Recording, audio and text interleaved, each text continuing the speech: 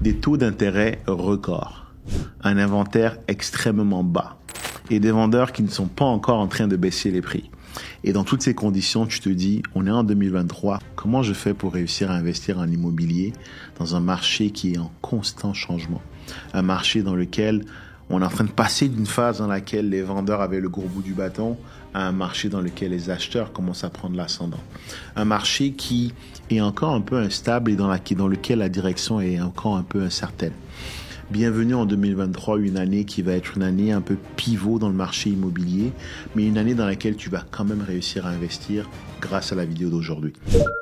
Salut, je m'appelle Uriel, je suis un investisseur immobilier, j'investis principalement au Québec et on a constaté, mes clients et moi, qu'en 2023, le marché est en train de changer de direction et que beaucoup de personnes se disent qu'il est peut-être le moment de ne pas acheter, de rester sur la touche, de regarder le train passer. Et je pense exactement le contraire et dans ces vidéos, je vais te dire comment tu peux faire pour réussir à investir en 2023. Dans cette vidéo, je vais te dire quelles sont les stratégies que tu devrais déployer pour réussir à investir cette année. Je vais aussi te parler de programmes spéciaux qui ont été mis en place par les gouvernements pour encourager l'acquisition et les transactions immobilières. Et je finirai aussi en partageant un secteur d'investissement qui, je pense, va être très clé pour l'avenir du Canada et dans lequel il y aura énormément d'argent à faire. Très honnêtement, si tu veux investir au Canada en 2023, je te recommanderais de prendre une approche un peu plus patrimoniale. Qu'est-ce que je veux dire par là? Le Canada, surtout le Québec, n'est vraiment pas une province dans laquelle on a des cash flows qui sont extraordinaires. Donc, soit tu es sur la location courte durée et là, tu es en mesure de faire une grosse passe de cash. Mais si tu es sur la location régulière à l'année, au mois, les cash flows ne sont pas très, très grands. Surtout quand on est dans de l'usager ou est-ce que, ultimement, avec 2-3 réparations, tu te retrouves à avoir des biens qui, des fois, sont déficitaires. Mais quand tu regardes le picture global, quand tu regardes un peu l'approche globale, tu te rends compte que ça reste quand même extrêmement intéressant d'investir au Canada de par un élément qui est l'appréciation. À titre d'exemple, de 2015 à 2023, le duplex moyen dans la région métropolitaine de Montréal est passé de 400 000 à 800 000, ce qui est une plus-value quand même assez importante. Donc, si tu veux réussir à investir en 2023, l'une des choses que tu dois mettre de côté, c'est un peu la recherche constante du cash flow et plutôt te concentrer sur une stratégie que j'appellerais un peu plus patrimoniale. Comment faire pour réussir à sécuriser des biens hyper bien situés qui vont se vendre à rabais parce qu'on est dans une période du marché un peu incertaine.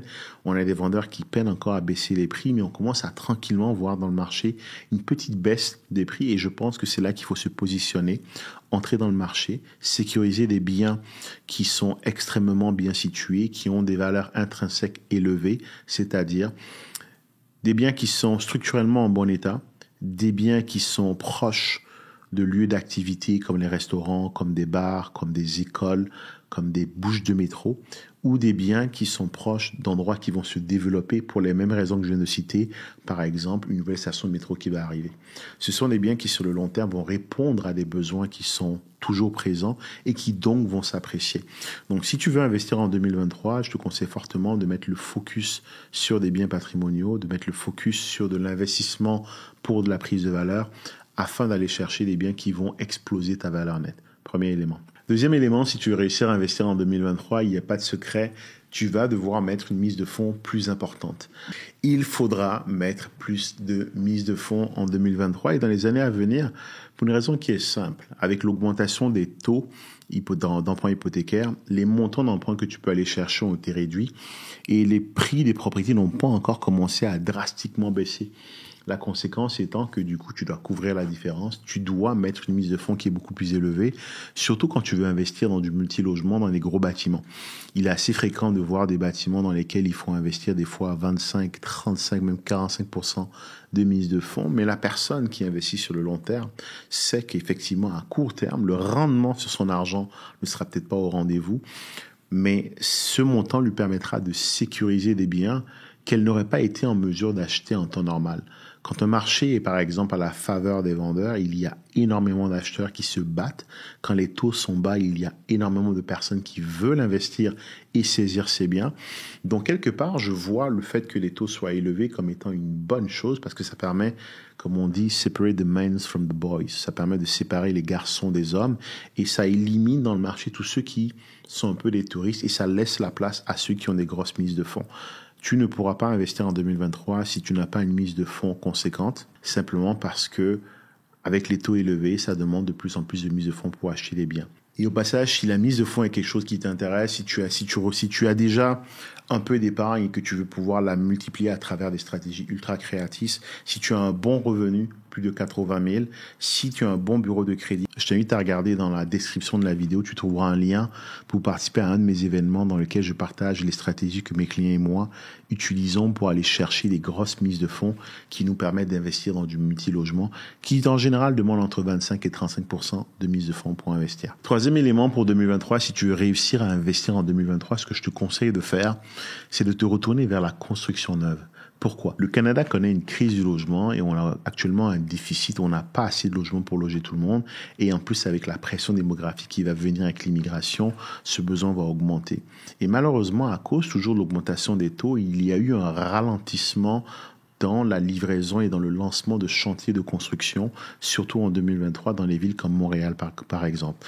Ce que ça va faire, c'est qu'on va avoir la demande qui va augmenter, l'offre qui est freinée, et donc lorsque le marché va repartir, il va y avoir une explosion. Donc si tu veux investir en 2023, ça peut être intéressant de commencer à sécuriser des parcelles, sécuriser des terrains, acheter des maisons qui sont situées sur des terrains où est-ce qu'on peut construire du gros multilogement, travailler tranquillement tes projets, et lorsque les taux vont baisser l'année prochaine, là maintenant, lancer les chantiers de construction pour pouvoir développer ces terrains-là. Je crois fortement qu'avec la situation démographique du Québec, avec cette population vieillissante qu'on a et cet afflux massif d'immigration économique qui va arriver dans les années à venir, garde au passage, on parle d'un demi-million d'immigrants chaque année au Canada, ça va pousser les prix des valeurs locatives vers le haut, ce qui est très bon pour la construction. Et donc, il y aura énormément d'argent à faire dans la construction. Donc, si tu veux investir en 2023, mais que tu ne te sens pas encore la force ou la capacité d'entrer dans le marché parce que les taux sont élevés, ça peut être très intéressant de se positionner tout de suite en achetant des terrains, et un terrain, ça peut être un terrain nu ou une maison qui est sur un gros terrain, la sécuriser, développer le projet et attendre l'année prochaine pour faire la construction, par exemple. Ultimement, 2023 va être une année charnière. On va passer d'un marché dans lequel les vendeurs avaient le gros bout du bâton à un marché dans lequel les acheteurs vont pouvoir dominer. Et ceux qui vont vraiment pouvoir dominer, c'est ceux qui vont avoir accès à de la mise de fonds pour pouvoir saisir des bâtiments, saisir des terrains, acheter des multilogements, faire des transactions aujourd'hui et refinancer plus tard quand les taux seront bas. Donc si tu veux réussir à investir en 2023, il te faut plus de mise de fonds, il faut prioriser plus des terrains, il faut prioriser des bâtiments bien situés à acheter aujourd'hui afin de les refinancer plus tard. En appliquant ces stratégies, tu auras l'opportunité derrière de pouvoir exploser ta valeur nette et te développer un beau petit parc immobilier. Ça fait le tour de ce que je voulais te partager. Si tu as aimé la vidéo, je t'invite à regarder cette vidéo et je te dis à une prochaine. Salut!